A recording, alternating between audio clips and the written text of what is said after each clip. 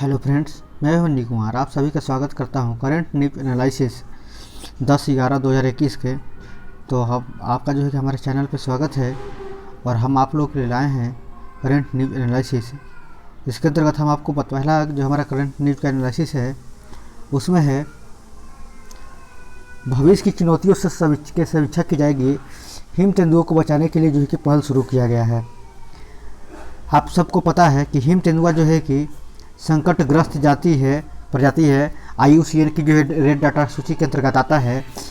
Him तेंदुओं की सूची की अगर हम बात करें तो इसके जो है कि इसकी कितनी संख्या है और इसको कहाँ संरक्षित किया जा सकता है, इसके लिए पर्यावरण मंत्रालय के जो है कि ने एक प्रोजेक्ट शुरू किया है। हिम तेंदुए परियोजना के तहत 2195 जो है कि वर्ग किलोमीटर क्षेत्रफल में जो है कि किश्तवाड़ जो है उस एरिया में जो है कि ये जो राष्ट्रीय उद्यान है वहाँ पर जो है कि इसके संरक्षण की जो है कि व्यवस्था की जाएगी और इसको जहाँ ये इसका जो है कि प्रजनन बेहतर हो सके और इसको विकास हो सके, इसके लिए जो है कि कार्य किया जाएगा।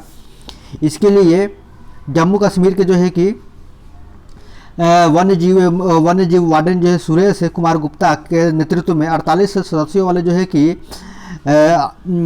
टीम को जो है कि इसका जो है कि दिया गया है और जम्मू के जो है कि मांदा चिड़ियाघर में से जो है कि इसको हरी झंडी दी गई है।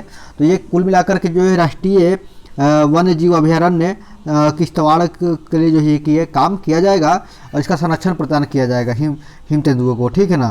तो ये हमारा फिर आगे हम चलते हैं। अगला 2 पॉइंट है।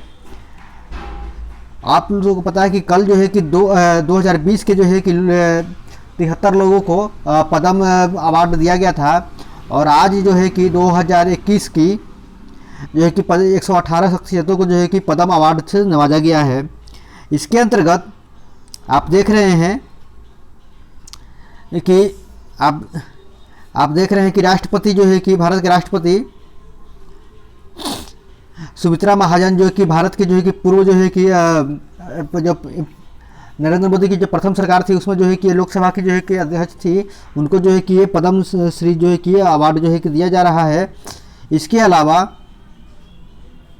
जिन महत्वपूर्ण शख्सियतों को जो दिया गया है उसके अंतर्गत जो है कि दिवंगत जो है कि गायक SP बालासुब्रमण्यम को दिया गया है ये अवार्ड, ठीक है ना। उसके अलावा सुमित्रा महाजन को दिया गया और गुजरात जो असम के पूर्व मुख्यमंत्री तरुण गोगोई को भी जो है कि अवार्ड दिया गया है।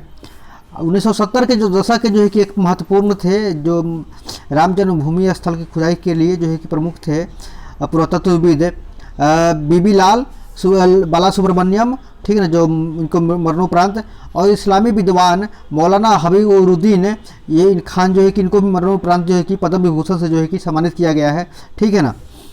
और एक तो खास नाम है, ये क्वेश्चन आ सकता है कि किसको जो है कि विदेशी को दिया गया, तो जापान के जो है कि पूर्व प्रधानमंत्री शिंजो आबे को जो है कि भी इस अवार्ड से जो है कि नवाजा गया है। अब हम बात करते हैं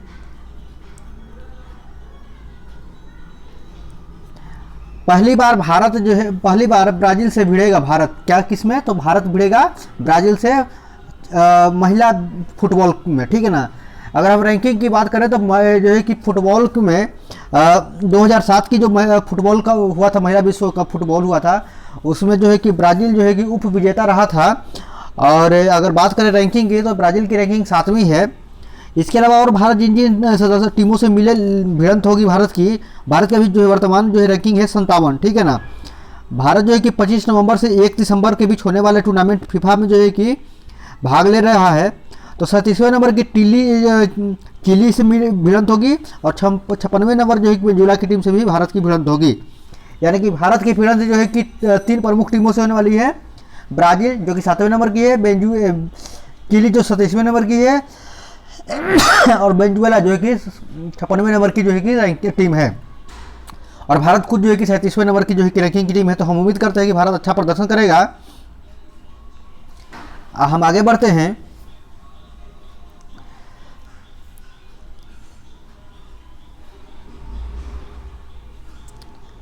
अक्टूबर माह में जो है कि 16,000 कंपनियों का गठन किया गया है भारत में, ठीक है ना। और ये मैक्सिमम कंपनियां किस चीज़ में गठित की गई है? तो सेवा क्षेत्र में सबसे ज़्यादा जो है कि कंपनियां जो है कि आधे से जो है कि अधिक कंपनियां जो है कि सेवा क्षेत्र में गठित हुई है। 21% कंपनियां जो है कि विनिर्माण के क्षेत्र में, ठीक है, और 7% जो कंपनियां बनी हैं वो जो है कृषि क्षेत्र में बनी हैं। अगर हम बात करें टोटल जो है कि कंपनियों की जो स्थापना हुई है भारत में इस अक्टूबर माह में जो है कि अक्टूबर माह में, तो उसका जो है कि 16,000 कंपनियों का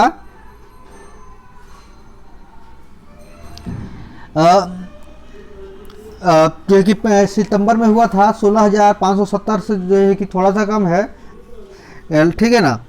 अब बात करते हैं कि इसमें जो महत्वपूर्ण जो हुई है, अभी तक जो मैक्सिमम था 17,000, तो जो है कि 2021 मार्च में जो हुआ था 17,324 जो है कि उच्च स्तर पर गई थी, तो थोड़ा बहुत कोरोना वजह इफेक्ट से भी कम हुआ है। लेकिन फिर भी अगर हम बात करें तो सबसे ज़्यादा कंपनियों का जो पंजीकरण हुआ है वो हुआ है महाराष्ट्र में, उसमें जो हुआ है 2957 कंपनियाँ, दिल्ली में जो हुआ है 1677, उत्तर प्रदेश में जो है कि 1621। तो ये जो है कि महाराष्ट्र, दिल्ली और यूपी, ये 3 प्रमुख जो है कि कंपनी हैं जहाँ पर ये हुआ है। आरबीआई का कहना है कि 2022 वाले 21-22 में भारत की अर्थव्यवस्था जो है कि 9.5 की दर से जो है कि बढ़ती रहेगी। अब हम बात करते हैं, अगला टॉपिक है हमारा, देश में 22,000 चार्जिंग स्टेशन जल्द ही बनेंगे, ठीक है ना। तो ये कौन कहा है? आईओसी के चेयरमैन श्रीकांत वैद्य ने कहा है, ठीक है ना। आईओसी के जो चेयरमैन है, भारत की सबसे बड़ी कंपनी है आईओसी, इंडियन ऑयल कॉर्पोरेशन, तो उसने कहा है कि अगले 3 साल के अंदर हम जो है कि 10,000 पेट्रोल पंपों पर जो है कि ईवी इलेक्ट्रॉनिक, अब चूंकि कारों में क्या है, इलेक्ट्रॉनिक सब्सिडी होती जा रही है, इलेक्ट्रॉनिक कारें आ रही है, तो हमें इलेक्ट्रॉनिक चार्जिंग पॉइंट बनाने पड़ेंगे। तो इसलिए जो है कि 22,000 चार्जिंग स्टेशन बनाने के जो है कि लक्ष्य रखा गया है। 3 साल में 3 से जो है कि 5 साल में जो है कि पेट्रोलियम कंपनियां लगाएगी स्टेशन है। 2070 उसका मेन उद्देश्य क्या है? तो 2070 तक शून्य कार्बन उत्सर्जन का लक्ष्य जो प्राप्त करना है, इसके लिए जरूरी है कि हम ऐसा करें, ठीक है ना। कार्बन के कम उत्सर्जन को बढ़ावा देना है, और इस तरीके से जो है कि इलेक्ट्रॉनिक चार्जिंग क्षेत्र में और बाकी चीज़ों में जिससे पर्यावरण प्रदूषण कम पड़े, इसके लिए हम कोशिश करेंगे। तो हमारा वीडियो आज का करंट अफेयर का वीडियो यही कंप्लीट होता है। फिर मिलते हैं किसी और वीडियो के साथ, तब तक धन्यवाद।